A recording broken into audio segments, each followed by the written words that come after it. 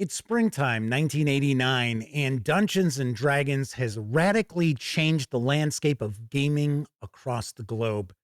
Its co creator, Gary Gygax, is about to proudly release the second edition of the fantasy role playing game through the company he helms, TSR. Players and dungeon masters everywhere eagerly anticipate the changes which Gygax has written about in issues of Dragon Magazine and elsewhere. A new chapter of Dungeons and Dragons is about to be written. Of course, all of that is just a figment of my imagination because Gary Gygax was boxed out of the management of TSR in 1985 and then eventually forced completely out of the company in 1986. Gamers everywhere never had an opportunity to experience those changes that Gygax had planned. Now, designer Joseph Bloch has spent years working on a fantasy role-playing game, What If? What if Gygax had been the lead designer on Advanced Dungeons and Dragons 2nd Edition?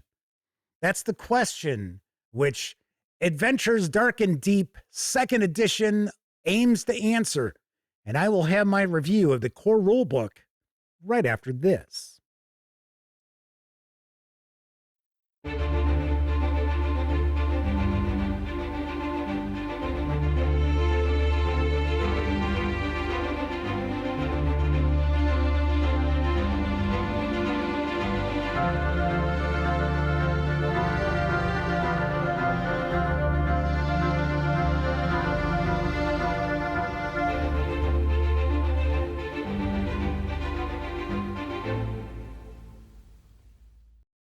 Howdy, gang, and welcome once again to the Duct Tape Studios. I'm Jeff McAleer, your host here at the Gaming Gang channel. Thanks for joining me once again. Today, I'll be sharing my review of the core rulebook for Adventures Dark and Deep 2nd Edition from BRW Games. This is written by Joseph Bloch, and the 488-page hardcover with PDF can be had over at DriveThruRPG for $79.95. If you just want to score the PDF alone, you can do so for $24.95. Having said all that, let's swing on over to the other camera because here I've got the core rulebook for Adventures Dark and Deep 2nd Edition. A couple of things to mention before we get stuck in. First of all, Joseph Bloch was kind enough to provide me with this review copy, but neither I nor anyone else affiliated with the Gaming Gang has received any other sort of compensation for me to share this review with you. It's important you know that. We're also not going to look at each and every one of the 488 pages, but I do want to give you a good feel for what you're going to find inside. First thing we're going to do is take a peek at the credits page. A lot of folks worked very hard to bring this to life, so let's give credit where credit is due. If you're not overly familiar with Adventures Dark and Deep, it is a fantasy role-playing game. It is firmly in the camp of the old school Renaissance, and this is not a retro clone, at least in my opinion and my definition of a retro clone. It is OSR, but not a retro clone. I'll talk about that in just a bit. So what we're looking at is a fantasy role-playing game that builds upon Advanced Dungeons and Dragons, and it utilizes a lot of the ideas and additional options that Gary Gygax had floated out over the years as far as what he wanted to bring to the 2nd edition of Advanced Dungeons and Dragons. And Joseph Bloch has spent years researching this. Now, can I say without a doubt that this is the role-playing game that Gary Gygax would have released if he had stayed at TSR?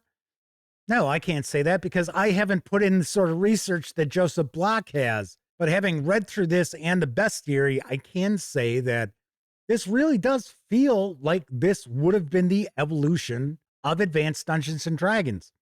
Now, I will point out that, in my opinion, this is a little more complex than AD&D. But on the flip side, this is written in the common tongue. This is not written in High Gygaxian. So even though it's a little more complex, it is also probably about just as easy to come to grips with as a player or a game master because of the way that the information is presented. So we're going to start off with about 140 pages devoted to the player characters, the races, the classes, as well as skills. So skills are introduced in Adventures Dark and Deep. And I will say, I dig the way that skills are approached in this. Get to that in just a second. So we've got our abilities, which in other games we would call attributes, but it's what we've come to expect. So we've got our strength, dexterity, constitution, intelligence, wisdom, and charisma. Now, something I will point out as far as the races go, we do have some new races. We also have kind of like sub races. So the elves, of course, would have wood elves. We've got drow. We've got half drow. We have the centaur, which I got to be honest, wouldn't have been on my bingo card for a new race being introduced in a core rule book. But it is actually a pretty cool species. So I will mention that. There are rules where males and females, the females have a strength limitation. If you don't like that, just ignore it. I don't think it's that huge a deal. I'm sure it would have probably been something which would have been included in an Advanced Dungeons and Dragons 2nd edition anyway. I will also point out that a ton of this is very modular. So if there are things that maybe don't float your boat, you can kind of ignore. This is also packed with a lot of optional rules too. So we'll get into our character classes. The character classes also have subclasses. So each of the classes is going to have at least 2 subclasses. So as an example, we have the Cavalier as a class, and the subclasses there are the Blackguard as well as the Paladin. The Thief has 3 different subclasses as well as the Thief. In fact, we'll get into a little more detail about that. Let's get to the Thief. Should be next page. Yep, right there. So it's going to tell us, okay, what is a required stat? So here, or required ability. So here they have to have a minimum dexterity of 9. The relevant stat is dexterity. Any race could be a thief.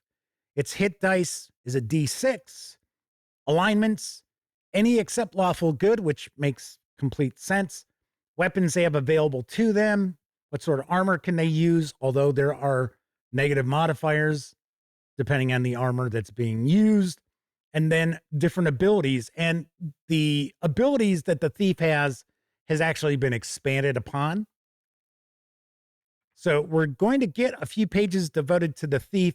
As with Advanced Dungeons and Dragons, the thief does tend to have a bit more going on as far as a character class than other classes. But unlike some modern role-playing games where a character class gets a couple of pages, maybe 4 pages, most of the classes here get a good amount of page space devoted to them. Plus, you also include those subclasses. We'll have our level advancement tables, which will go up to a certain number, and they do vary. So here we've got the thief stops at 12, but off the top of my head, I think like the assassin stops at 15. So what it's trying to tell you here is that it's not as if there's a max level for these classes. It's just after that last posted level, it's so many experience points, and then you're going to gain so many hit points. So you're not going to gain additional hit dice. You're just going to get hit points. Now, of course, there are some additions like with the abilities here. This table goes up to level 17. So even though the advancement stops at 12, the abilities do continue to change as the levels increase. So we've got dexterity modifiers, racial modifiers, armor modifiers, and so forth. And then we will start getting into our subclasses. Here we've got the acrobat, the mountebank, and the assassin. So really good stuff in the classes here. And I've got to say that if you are a fan of Advanced Dungeons and Dragons, you will be very pleased with the additions which have been made. Now, as far as our basics of the game, we do have the ability check. So the ability check is simply rolling a 20-sided die, and you need to roll under that attribute, that ability, in order to succeed. Now, there are modifiers, so if it's something pretty easy to do, you're going to have negative modifiers to the roll, because remember, rolling low is good in that situation. The same with the skills. So we have skills that are added to the proceedings. And I've got to say, I like how the skills are approached in Adventures Dark and Deep, because a lot of times I've seen, say, if you were looking at a retro clone of AD&D and maybe they've decided they're going to include skills, maybe it gives you an additional 1 or 2 modifier. That is not the case here. So if there's a craft that you are skilled in, and you can buy skills by spending experience points, which I thought is very interesting. So as you're gaining experience points, you can continue to bank those experience points to level up, or you can use some of them to gain skills and gain levels in skills as well. I thought that was a really nice wrinkle to the skills. So if, as an example, you had the music skill, the relevant skill is wisdom. So that's what you would make your skill checks against. So if you had the music skill, your number that you're looking to roll under is going to be your wisdom. Now, as you have additional skill levels, that is going to give you a negative modifier. Once again, rolling low is good. So automatically, if you have the skill, your success number is going to be your attribute. And then as you level up in that, you're going to get additional modifiers. Now, of course, if it's something that's going to be fairly easy to pull off, you will have additional negative modifiers.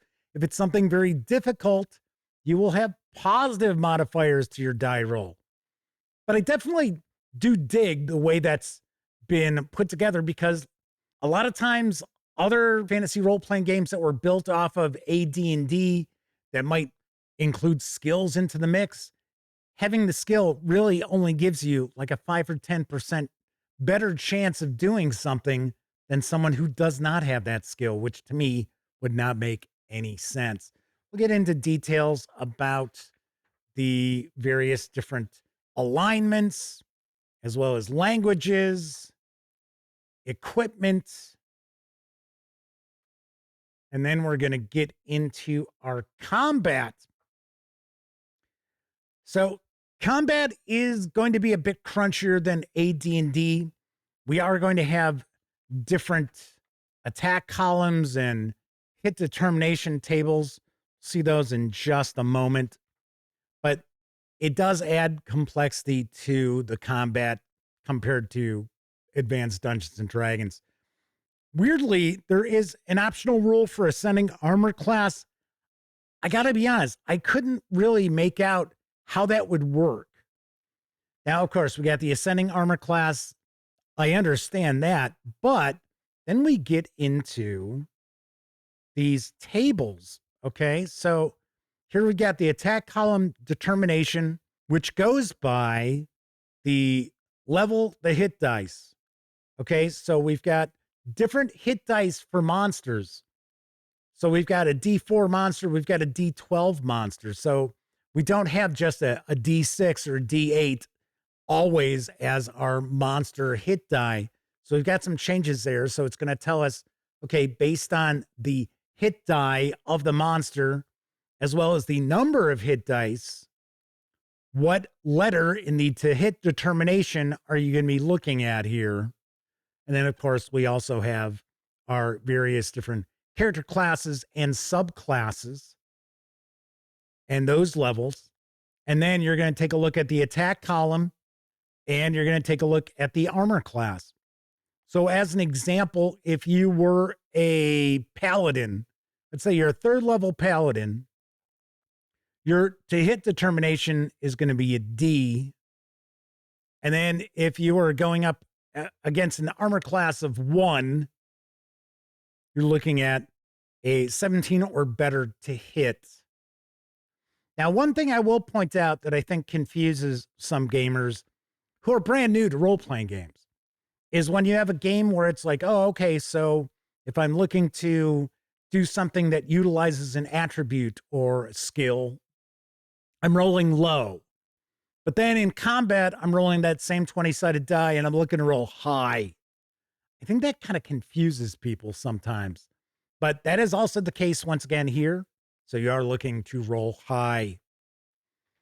In the case of a skill check or ability check, if you roll a 20, that is an automatic failure. So it's like a critical failure, a fumble.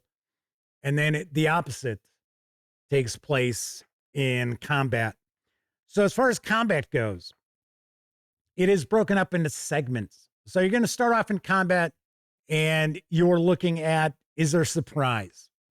And then once we have surprise or no surprise, we're going to have our initiative.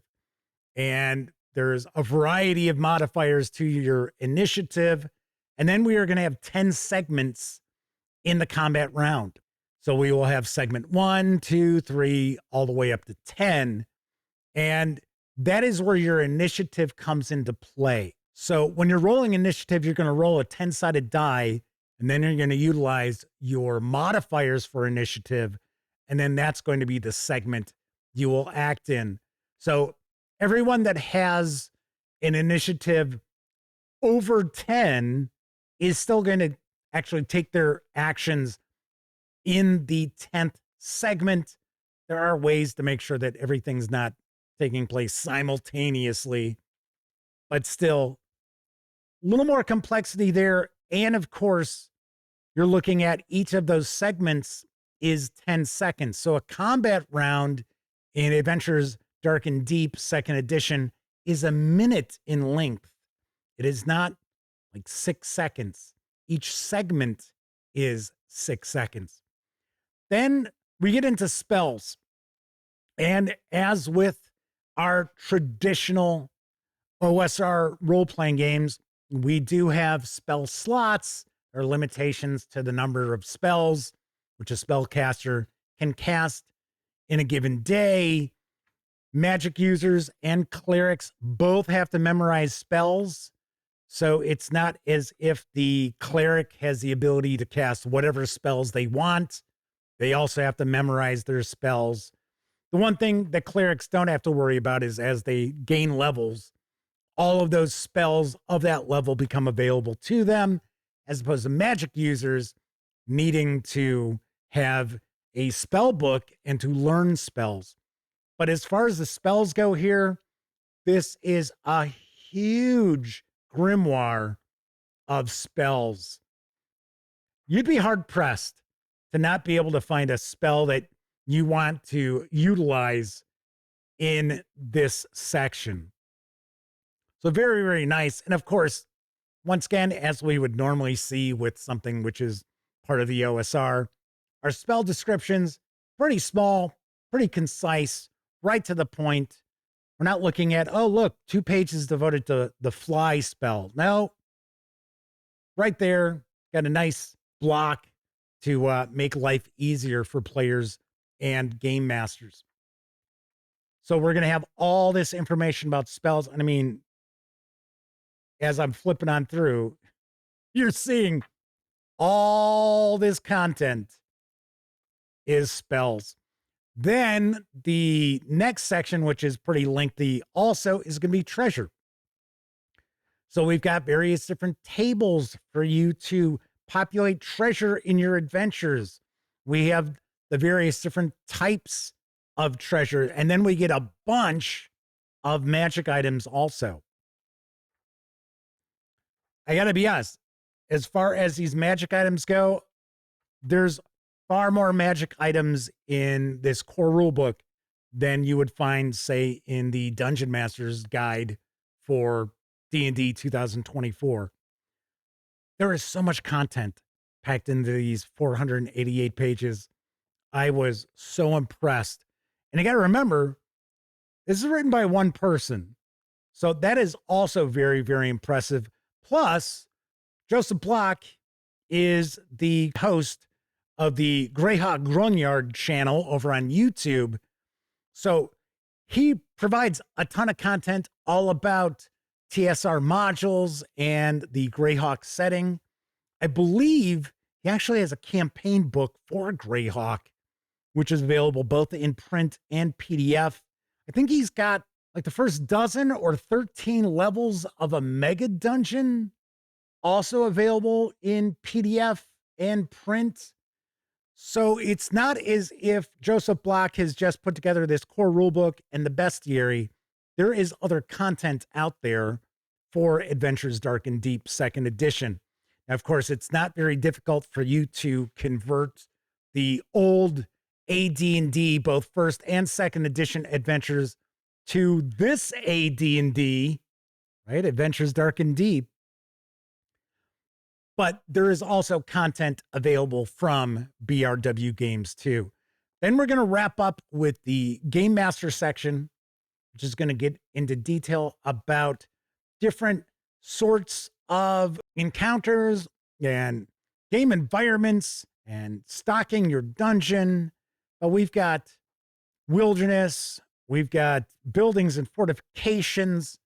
So a lot of content there. We've got info about creating your own campaign and what sort of campaign you're looking for, what is going to be the overarching style of a campaign.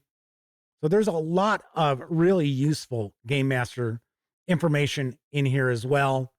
And of course, plenty of tables to provide you with inspiration while you're doing that. And we'll get into some Game Master advice to wrap up. Then our index, which I got to be honest, I don't think this is a great index. It's fine. It's okay. But I didn't think it was as exhaustive as it could have been. I mean, it's not terrible, but still, I think the index could have used a 1 over. So that is a peek inside Adventures Dark and Deep 2nd edition's core rulebook from BRW Games. Let's swing out over to the other camera so I can share some final thoughts as well as my review score. Let's talk about production quality. Now, the paper stock, very nice and heavy. So I like that. As far as the line artwork throughout, very, very solid and quite reminiscent of what I would expect to have seen in a TSR release from the late 1980s. So I thought that was cool too. Do want to mention though, this is not a stitched binding for this hardcover. It is a glued binding. And this is also a book that has 488 pages. Those two together normally do not make for a recipe for a book that's going to hold up to a lot of repeated use at your game table. I do want to mention that. Now, I can't tell you, oh, the book's going to fall apart. I'm just saying glued binding, that number of pages, usually not a great combination. So let's talk about the core rule book itself, what's inside. I'm really impressed by this core rule book for Adventures Dark and Deep 2nd edition. Can I say with any certainty that, oh yes, this is the role-playing game that Gary Gygax would have released if he had still been at TSR and been the lead designer on Advanced Dungeons and Dragons 2nd edition? No, I can't say that at all. But then again, I have not invested all of the time researching that as Joseph Bloch has. But I will say, as someone who has read the core rulebook, it feels right. It feels like this would have been the logical evolution of Advanced Dungeons and Dragons. Now, would all of this been in that volume? No, of course not. And I'm sure there would have been things in Gary Gygax's 2nd edition of Advanced Dungeons and Dragons that are not in this. But as someone who remembers different things that Gary Gygax wrote about in Dragon Magazine and elsewhere, this feels legit. It really, really does. And I am very, very impressed by that.